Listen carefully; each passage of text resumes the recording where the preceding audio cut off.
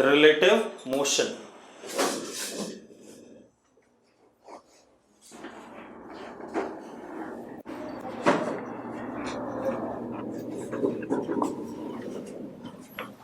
ठीक है भाई, अब ध्यान सुनो।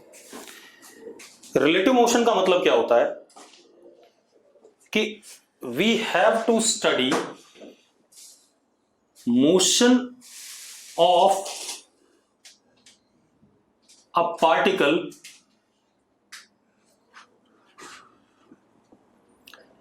with respect to another particle।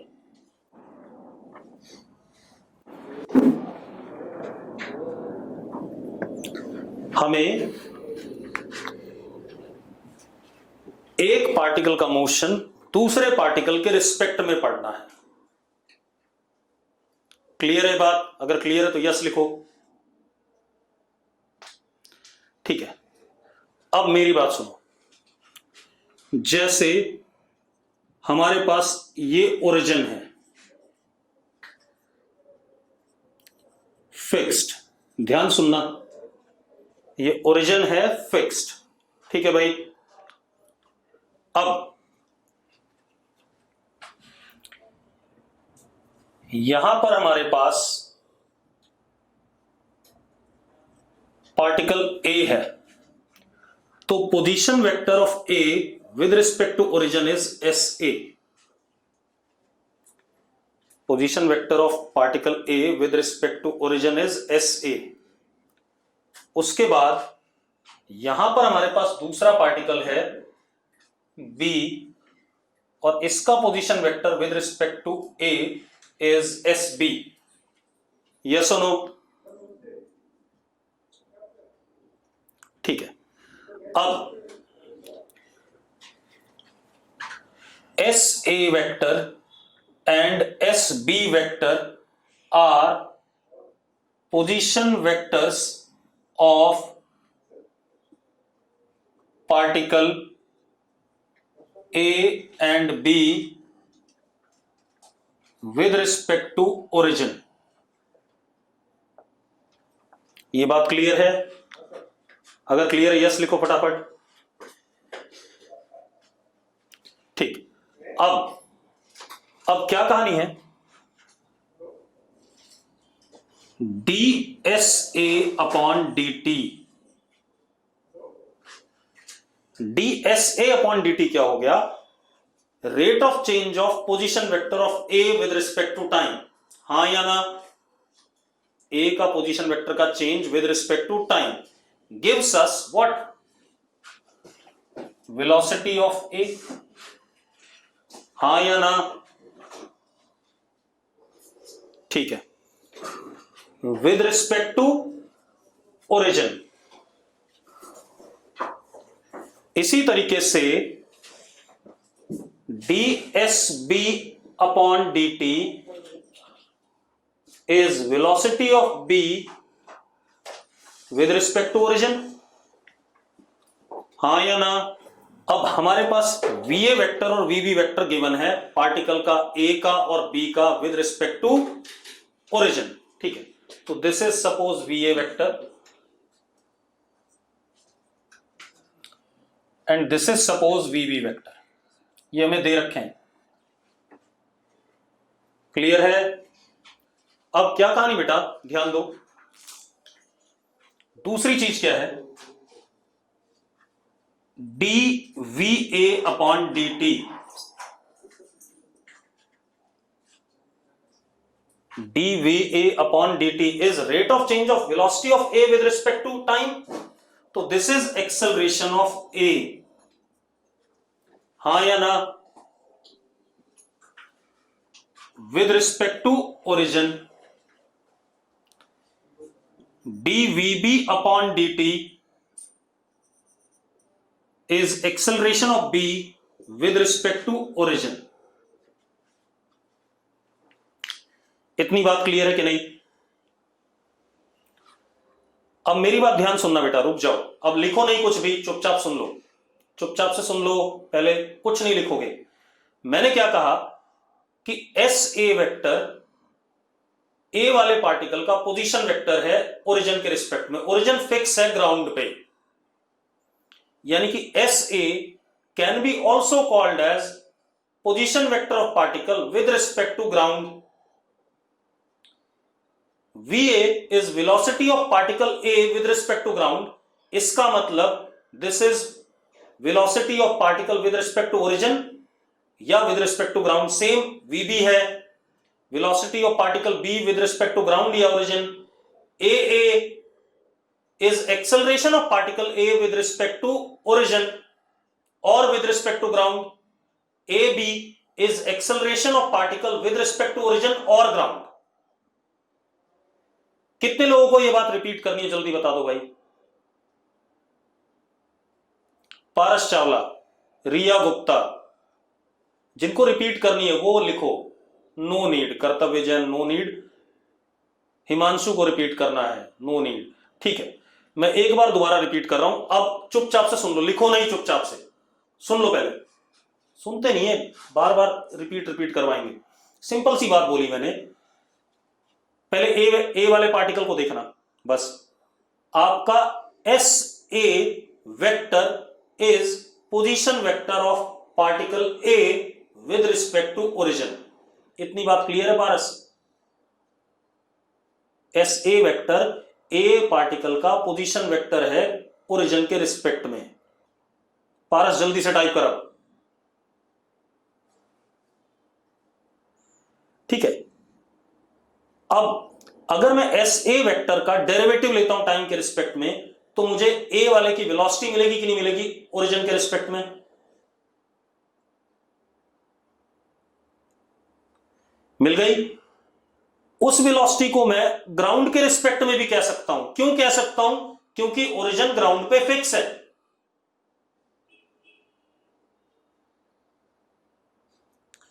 Nishant, origin एक पॉइंट है जो ग्राउंड पे फिक्स है, इसलिए हम VA को velocity of A with respect to ground भी कह सकते हैं, VB को velocity of B with respect to ground भी कह सकते हैं, AA को acceleration of A with respect to ground कह सकते हैं, AB को acceleration of B with respect to ground कह सकते हैं। क्लियर है इतनी बात? अब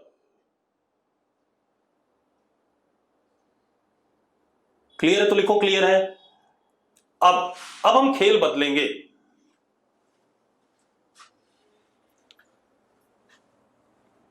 अब हम रिलेटिव मोशन की बात करेंगे।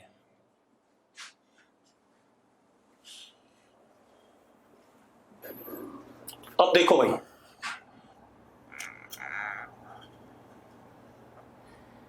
ए पार्टिकल के लिए एस ए पोजीशन वेक्टर है, वी ए वेलोसिटी है और ए ए एक्सेलरेशन है। बी वाले के लिए एस बी पोजीशन वेक्टर है, वी बी वेलोसिटी है, ए बी एक्सेलरेशन है। अगर हम ग्राउंड से देखें तो ये बातें दिख रही हैं। तो ये सारी चीजें, position vector, velocity and acceleration of particular particle is with respect to ground, और दोनों चल रहे हैं। ग्राउंड से देखेंगे तो दोनों चल रहे हैं, हां या ना? ठीक है, अब हमें क्या करना है? हमें पढ़ना है relative motion of B with respect to A. इसका मतलब क्या हुआ? बी के मोशन को हम पढ़ेंगे और कौन पढ़ रहा होगा? ए पढ़ रहा होगा, हम नहीं। यहां पर बी के मोशन को ए से देखा जाएगा, motion of B with respect to A. इतनी बात समझ में आ रही कि नहीं आ रही है? समझ में आ रही तो यस लिखो। अब यानी कि इसमें ए के रिस्पेक्ट में हम बी का मोशन पढ़ रहे हैं। It means A is now observer and studies motion of B। मानते हो या नहीं? अब सबसे पहले हम जानना चाहेंगे position vector of B with respect to A। B का पोजीशन वेक्टर ए के रिस्पेक्ट में।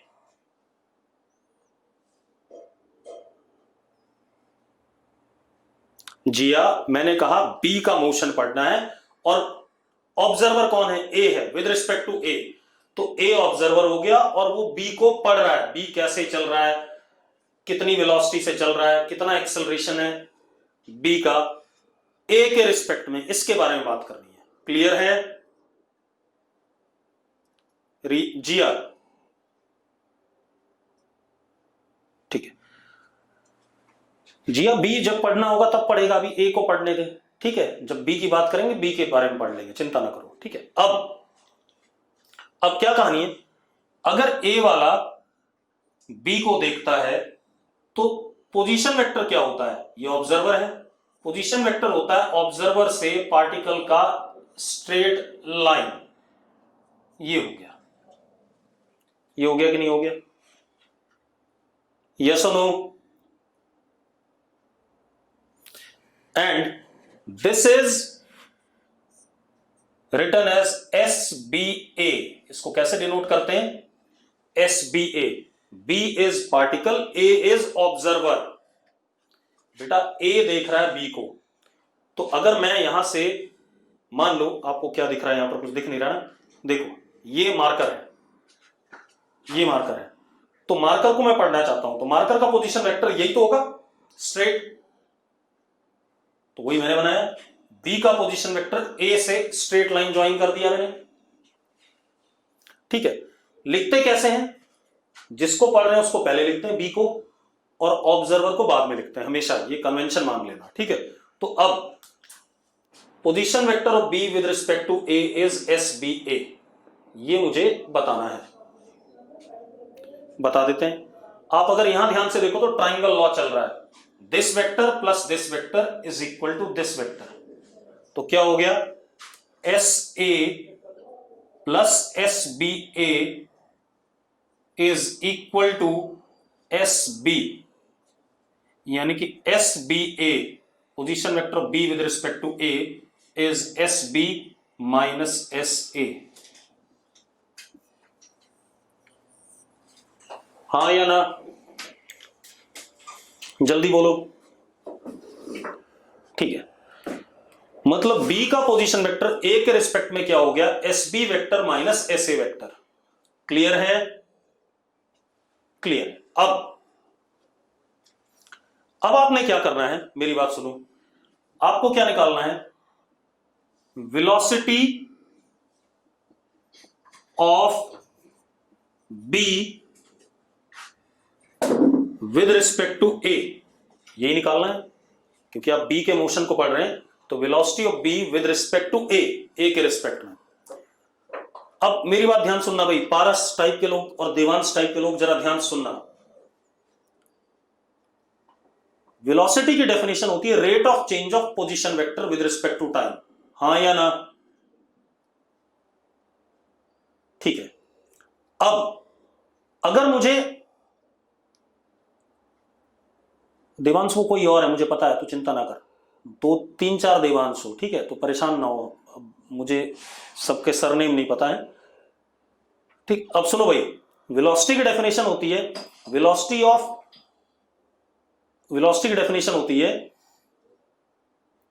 Rate of change of position vector with respect to time. Yes और no? Rate of position vector with respect to time.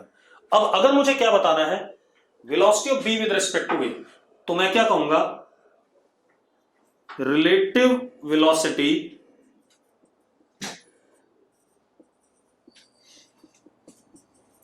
Of B with respect to A is defined as rate of change of position vector of B with respect to A with respect to time. और ये definition होगी कि नहीं होगी भाई? Position vector का rate of change with respect to time क्या देता है? वेलोसिटी देता है। तो यहां पर हमें बतानी किसकी वेलोसिटी है? बी की विद रिस्पेक्ट टू ए। तो तो पोजीशन वेक्टर भी बी का विद रिस्पेक्ट टू ए होना चाहिए। अरे यस और नो? तो बस VBA is defined as DSBA upon DT। Yes और नो? ठीक है। अब मजेदार बात देखो, ये आ गया। अब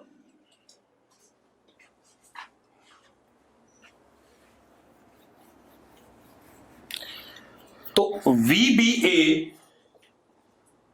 is D by DT। SBA को लिख सकते हैं SB माइनस SA। अभी पढ़ा है हमने, जरा देखो, लिख सकते हैं या नहीं? लिख सकते हैं, बिल्कुल सही बात है। अब तो VBA is DSA upon DT minus DSB upon DT। ऐसा लिख सकते हैं या नहीं? चेक करो फटाफट। मयंक और योगेश और अद्यंत, मुझे वेलोसिटी की डेफिनेशन लिख दो फटाफट। वेलोसिटी की डेफिनेशन लिखो फटाफट। Rate of change of position vector. हाँ या ना अद्यंत? अद्यंत सही है? ठीक है। अब एक बात बता, मुझे क्या बताना है? मुझे बताना है बी की वेलोसिटी विद रिस्पेक्ट टू ए। मुझे बी की वेलोसिटी विद रिस्पेक्ट टू ए बताना है। तो मैं पोजीशन वेक्टर कौन सा लूंगा जिसका रेट ऑफ चेंज लूंगा, जरा बताना मुझे।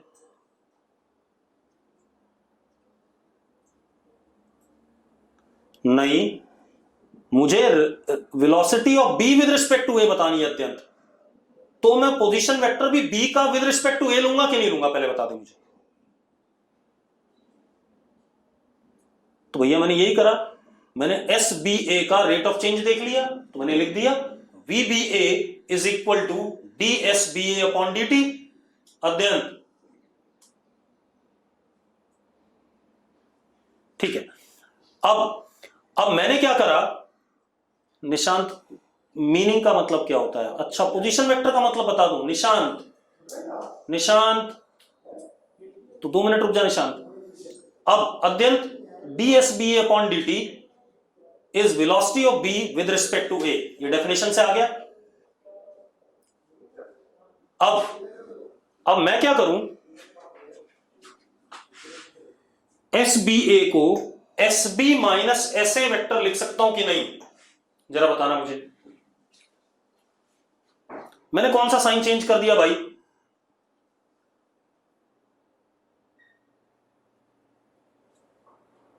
लिख सकता हूं। अब मैं क्या करता हूं, इन दोनों को अलग अलग कर लेता हूं। एक बार इसको डिफरेंशिएट और एक बार इसको डिफरेंशिएट। ऐसा लिख दिया मैंने, लिख दिया। अब क्या आ गया? DS, अच्छा ये उल्टा हो गया, सॉरी यहां गड़बड़ हो गई। ठीक है, गलती से हो गया। ठीक है, DSB upon DT minus DSA upon DT। तो VBA is equal to VB vector minus VA vector. आ गया कि नहीं आ गया? आ गया भाई? ठीक है। अब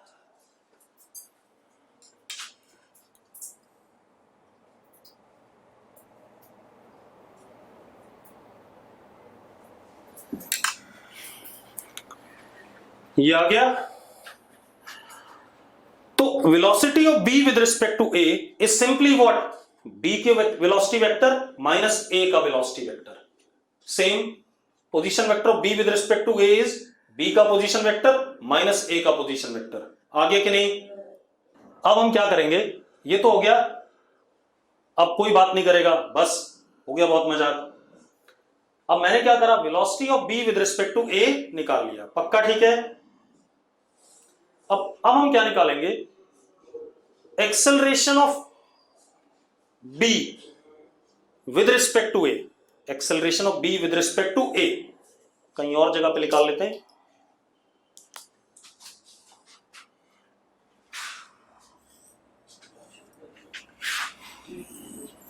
अब मुझे निकालना है acceleration of B with respect to A. अब मेरी बात सुनो, एक्सेलरेशन की डेफिनेशन क्या होती है? जल्दी बता, निशांत बताएगा जल्दी से। निशांत जल्दी बता, एक्सेलरेशन की डेफिनेशन जल्दी से लिख बेटा फटाफट। एक हफ्ता डेढ़ हफ्ता यही चलेगा। अब रिलेटिव वेलोसिटी निशांत से पूछा मैंने। योगेश गलत बात है, change in velocity by time नहीं लिखा है मैंने लिखा था rate of change of velocity. Yogesh जैसा मैं बताऊं वैसा लिखना है, 9th 10th की बातें भूल जाओ। Acceleration is defined as rate of change of velocity. अब यहां पर हम b का acceleration with respect to a निकाल रहे हैं, तो हम वेलोसिटी भी कौन सी लेंगे? b वाली विद रिस्पेक्ट टू a। तो हम किसको डिफरेंशिएट करेंगे? d velocity of b with respect to a upon dt।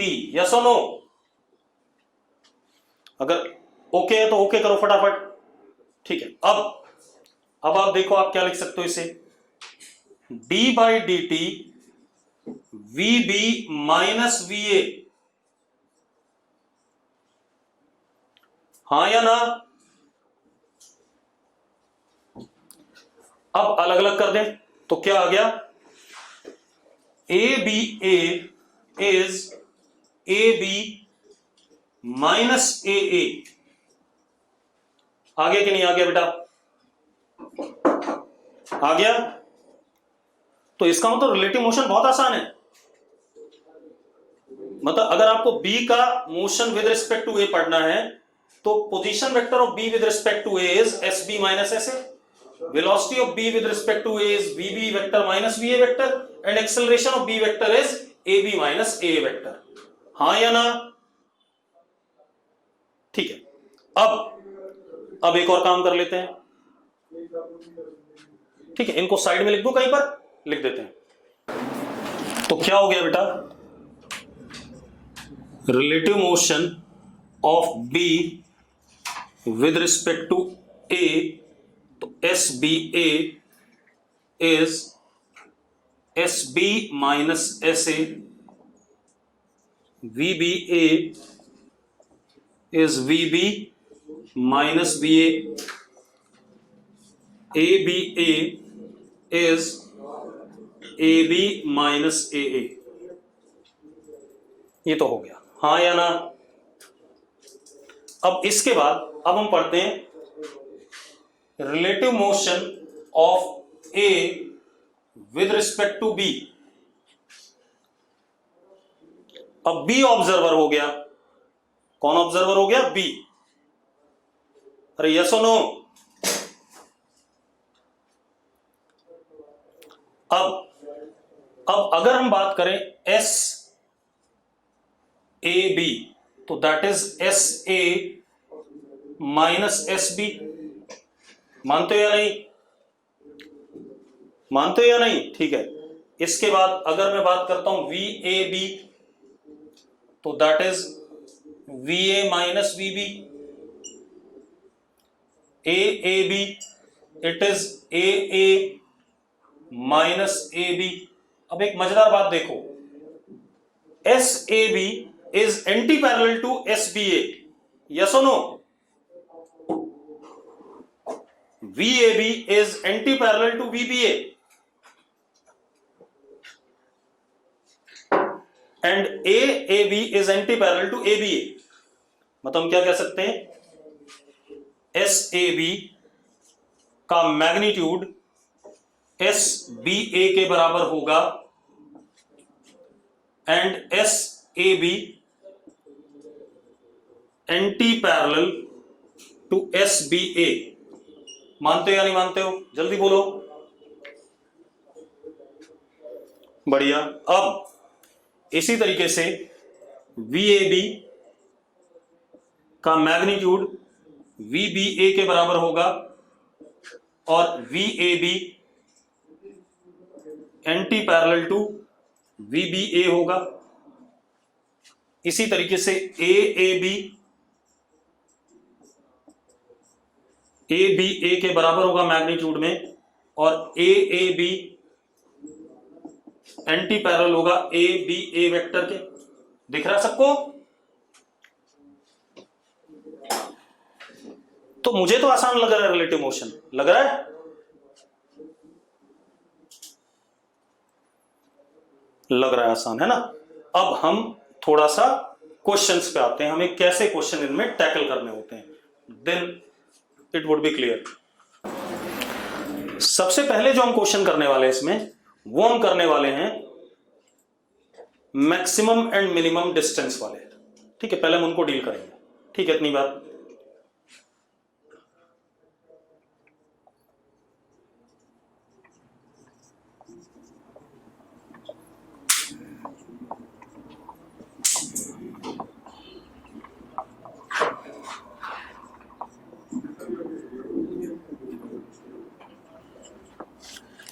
Maximum and minimum distance between particle.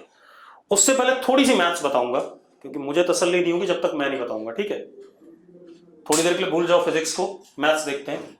हमारे पास y is a function of x, मतलब y और x रिलेटेड है, कोई फंक्शन है। क्लियर है? ठीक है, अब मेरी बात सुनो। On increasing x if y increases, तो हम कहते हैं इंक्रीजिंग फंक्शन।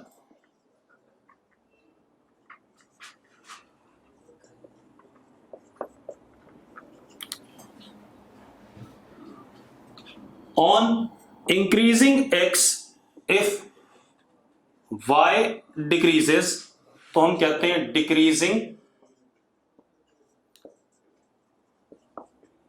फंक्शन। ठीक है, चलो मैंने ग्राफ प्लॉट किया था।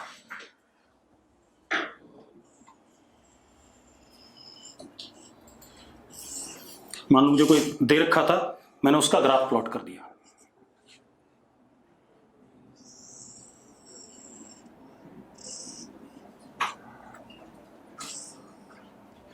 ऐसा कुछ, ये कोई ग्राफ है, y कुछ मुझे इस तरीके से दे रखा था, ये ग्राफ आ गया। ठीक है भाई, क्लियर है? अब मेरी बात सुनो।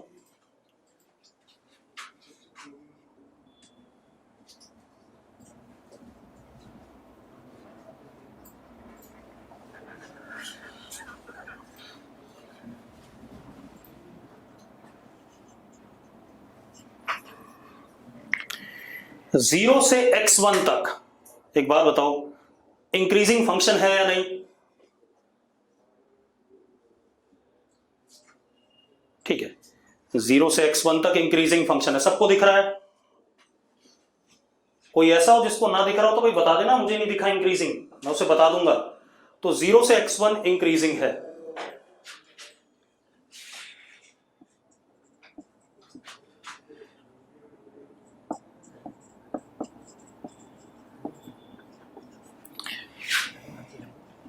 एक और मजेदार बात बताओ मुझे, 0 से x1 के बीच में, 0 से x1 के बीच में अगर मैं स्लोप लेता हूं dy by dx, टेंजेंट बनाता हूं कर्व का कहीं भी,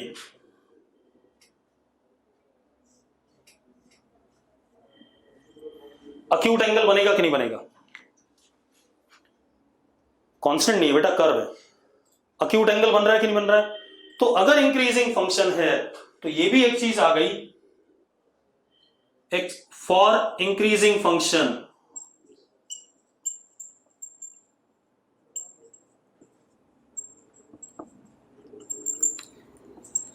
dy by dx जहां तक इंक्रीजिंग होता है उसमें हमेशा ग्रेटर देन 0 होता है। देखो अक्यूट एंगल बन रहा है 0 से x1 तक, हर जगह बन रहा है कि नहीं बन रहा है? ठीक है, अब आप आ जाओ x1 से x2।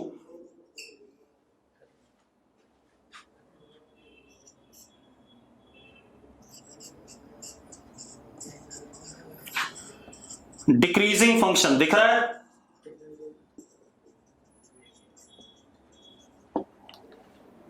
दिख रहा है सबको? और एक बात तो, अगर मैं कहीं पर भी टेंजेंट बनाऊं तो स्लोप ऑब्ट्यूज आ रहा है कि नहीं आ रहा है? अगर ऑब्ट्यूज आ रहा है तो dy by dx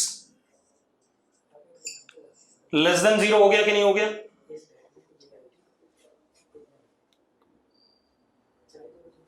और इंक्रीजिंग बियॉन्ड x2 भी है। देखो जो ग्राफ बना उस हिसाब से,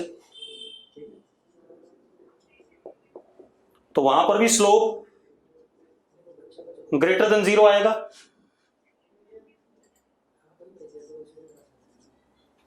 हाँ या ना?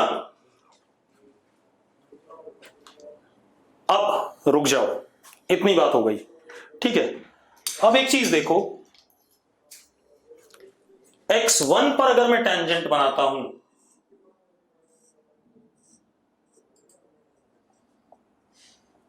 तो पैरेलल टू x एक्सिस आ रहा है कि नहीं आ रहा है? x1 पे अगर टेंजेंट बनाता हूं पैरेलल टू x एक्सिस आ रहा है, मतलब dy by dx is equal to 0, same at x2।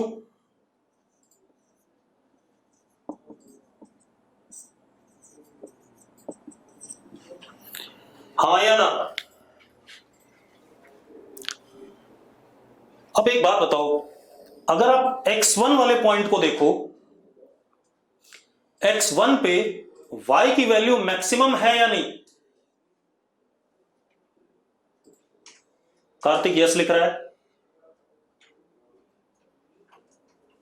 Maximum नहीं है बेटा, लोकल मैक्सिमम है। देखो ये इधर भी तो ऐसे जा रहा है। गौरंगी x1 पे y की वैल्यू बड़ी सी है या नहीं, पहले बताना। गौरंगी, गौरंगी अपने आसपास वाले y की वैल्यू से बड़ी है या नहीं? हाँ, तो इसका मतलब x1 पे लोकल मैक्सिमा है। देवांश सही बोल रहा है, ये वाला देवांश अच्छा है, दूसरा वाला पता नहीं कौन है। ठीक है भाई, तो x1 is point of local maxima. अब मैं इसको एग्जांपल बताता हूं, सुनो एक मिनट, रुक जाओ, लिखो नहीं, लिखो नहीं, लिखो नहीं, लिखो नहीं, कुछ मत लिखो। हम इससे लिख रहा हूं ये वाला देवांश ठीक है। अब कुछ नहीं लिखोगे, चुपचाप सुन लो। आप मान लो रामानुजम बैच है, ठीक है, नॉन मेड का, ऐसी कलाम है नॉन मेड का, ऐसी एक आर्यभट्ट है नॉन मेड का, ठीक है, 3 बैच हैं नॉन मेड के। अब मान लो कलाम में मैक्सिमम नंबर आए किसी बच्चे के 300 में से 200, ठीक है, तो कलाम का मैक्सिमा है वो, लोकल मैक्सिमा। लेकिन जब तीनों बैच में मैक्सिमा देखा गया तो रामानुजम वाला 288 लेके बैठा हुआ है। हाँ या ना?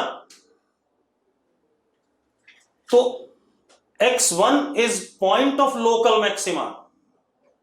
ठीक है, आप अपनी क्लास के टॉपर हो जाओ, लेकिन कोई जरूरी नहीं कि आप JEE mains all India level पे टॉप कर रहे हो। क्लियर है? तो अगर रामानुजम में कोई टॉप कर रहा है तो लोकल मैक्सिमा है वो, मतलब ग्लोबल मैक्सिमा नहीं है। जब जेई मेंस का पेपर होगा, जो उसमें रैंक 1 आएगा या जेई एडवांस का, वो होगा ग्लोबल मैक्सिमा हमारे लिए। ठीक, अब इसी तरीके से अगर हम x2 वाले पॉइंट को देखें बेटा, x2 वाले पॉइंट को, तो x2 वाले पॉइंट पे मिनिमा है यानी लोकल। हाँ, जैसे किसी बालक के सबसे कम नंबर आए मान लो रामानुजम में, तो उसको भी घबराने वाली बात नहीं है, ठीक है, क्योंकि वो भी क्या है, लोकल मिनिमा है। हो सकता है उससे भी कई कम नंबर लाने वाले पड़े हो भाई,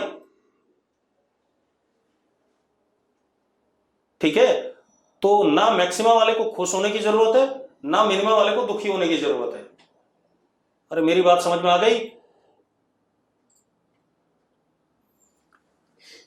अब तो ये बात क्लियर हो गया। अब मुझे बताना क्या था? मुझे बताना ये था फॉर मैक्सिमा और मिनिमा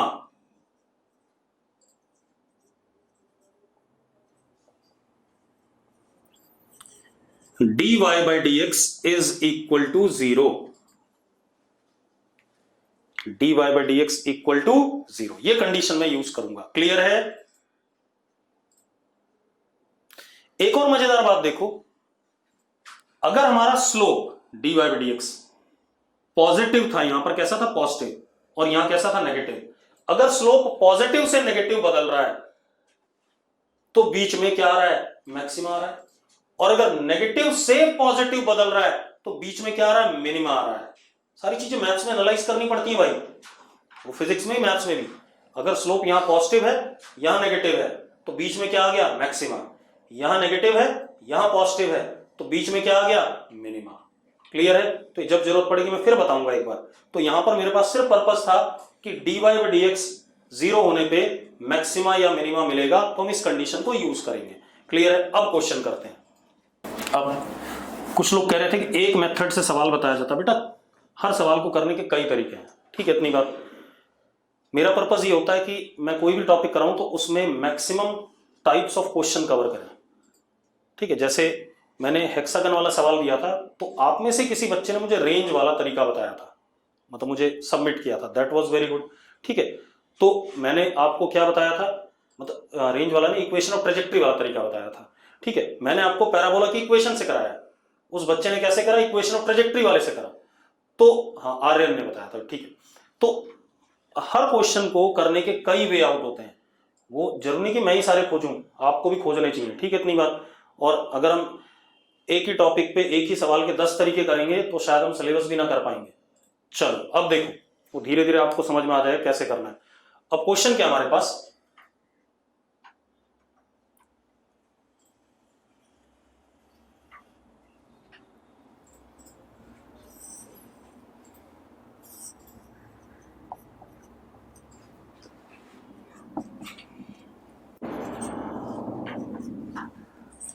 ऐसा कुछ है।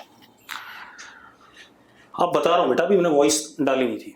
मेरे पास दो सड़क हैं, एक ईस्ट टू वेस्ट है, एक नॉर्थ टू साउथ है, ऐसे रोड्स हैं। किसी समय पे ए और बी दो गाड़ियां हैं, वो दोनों ओरिजिन से 40 किलोमीटर के पीछे दूरी पे हैं। दिख रहा है सबको डायग्राम? ठीक है।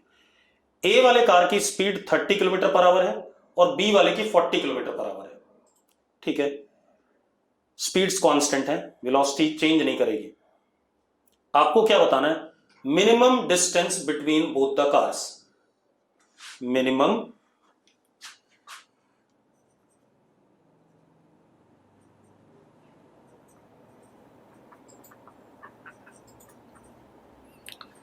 between cars and at what time।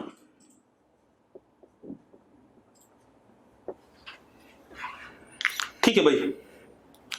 अब हमारे पास दो तरीके हैं। पहला तरीका विदाउट रिलेटिव मोशन, दूसरा तरीका विद रिलेटिव मोशन, ठीक है। चलो करते हैं।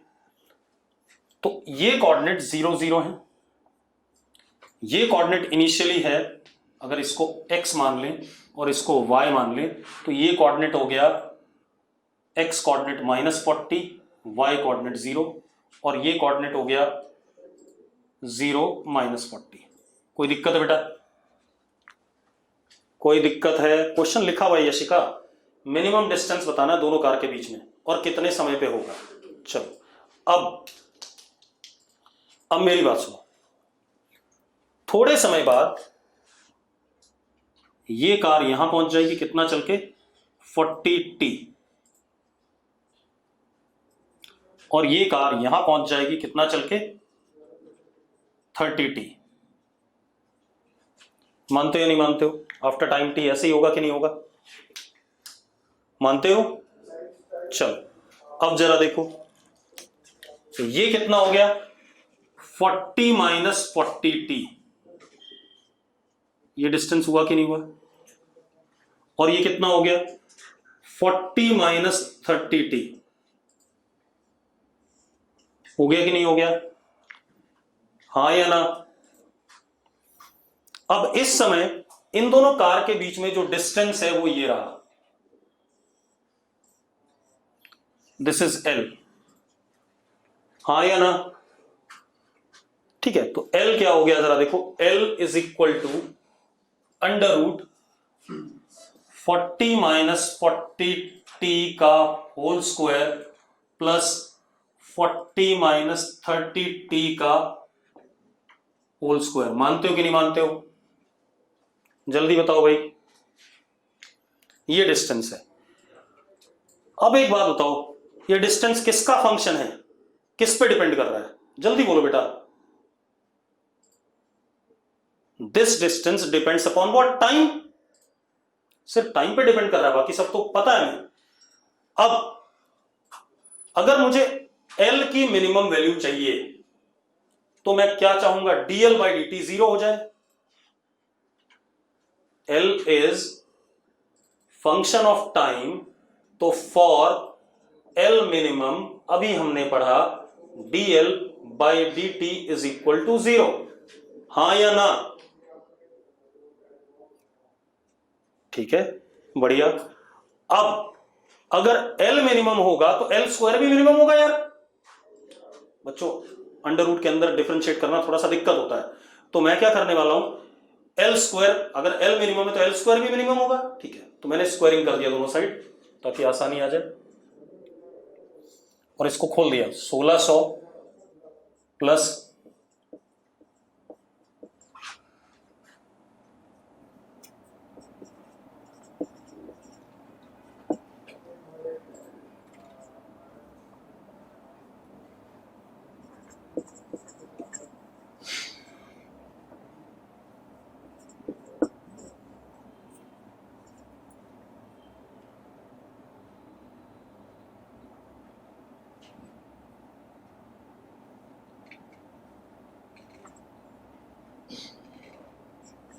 ये आएगा, जरा देखो, यही आएगा, चेक कर लो बेटा एक बार। मैंने स्क्वायर करके सब कुछ कर दिया, ये आएगा। ठीक है, अब मैं डिफरेंशिएट कर देता हूं विद रिस्पेक्ट टू टाइम। तो 2L dl by dt is equal to 3200 का जीरो हो गया, इसका हो गया 2500 इंटू 2t माइनस 5600। ये आ गया कि नहीं आ गया? यस और नो? अब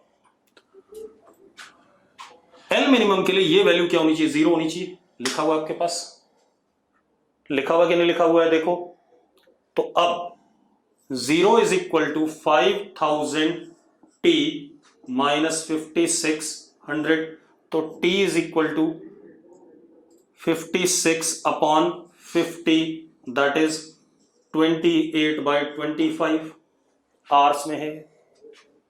इस समय पे L मिनिमम होगा। योगेश कह रहा समझ नहीं आया। योगेश क्या समझ नहीं आया भाई? भाई अभी थोड़ी देर पहले समझाया था मैंने कि अगर कोई क्वांटिटी मैक्सिमम या मिनिमम होगी तो उसका डेरिवेटिव विद रिस्पेक्ट टू जिस पे वो डिपेंड कर रहा है जीरो आएगा। ये तो अभी मैंने एक्सप्लेन किया था y और x का ग्राफ बना करके। तो भैया मैंने डिफरेंशिएट कर दिया। अब गौरांगी आ रहा हूं तेरी बात पे, अंश और गौरांगी की बात अभी करते हैं। अब ये t की वैल्यू हम अगर यहां पुट कर दें तो we will get L minimum. Yes और नो? ये t की वैल्यू ऊपर पुट कर दें, we will get what? L minimum. Question खत्म हो गया। एक मेथड जो विदाउट रिलेटिव मोशन था।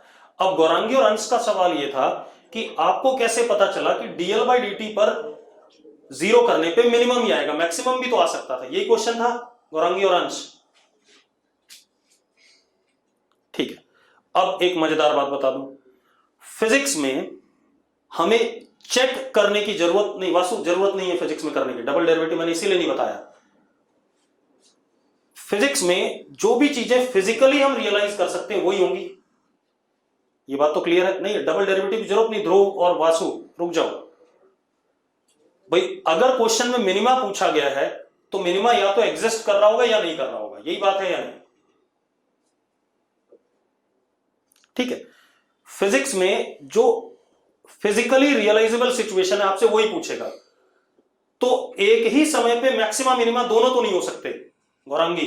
क्या एक ही समय पे गाड़ियां मिनिमम सेपरेशन पे भी हो सकती है और मैक्सिमम पे भी हो सकती है? जरा मुझे समझाना गौरांगी एंड अंश। नहीं हो सकती हैं। तो व्हाटएवर इज आस्क्ड सिर्फ उतना करो, जरूरत नहीं है। अभी मैं आपको डबल डेरिवेटिव की बात बताऊंगा, वर्क वाले चैप्टर में, यहां नहीं बताऊंगा क्योंकि यहां इसकी जरूरत नहीं है, मैक्सिमम मिनिमम में फिजिक्स में ज्यादा नहीं खेलना है, ठीक है, कि जीरो है, जो पूछेगा उसके लिए जीरो कर दो, वो आ जाएगा अपने आप। क्लियर है? चलो अब रिलेटिव मोशन से इस क्वेश्चन को कल करेंगे, आज नहीं करेंगे, ठीक है, कल करेंगे, ठीक है, आज रोक दो।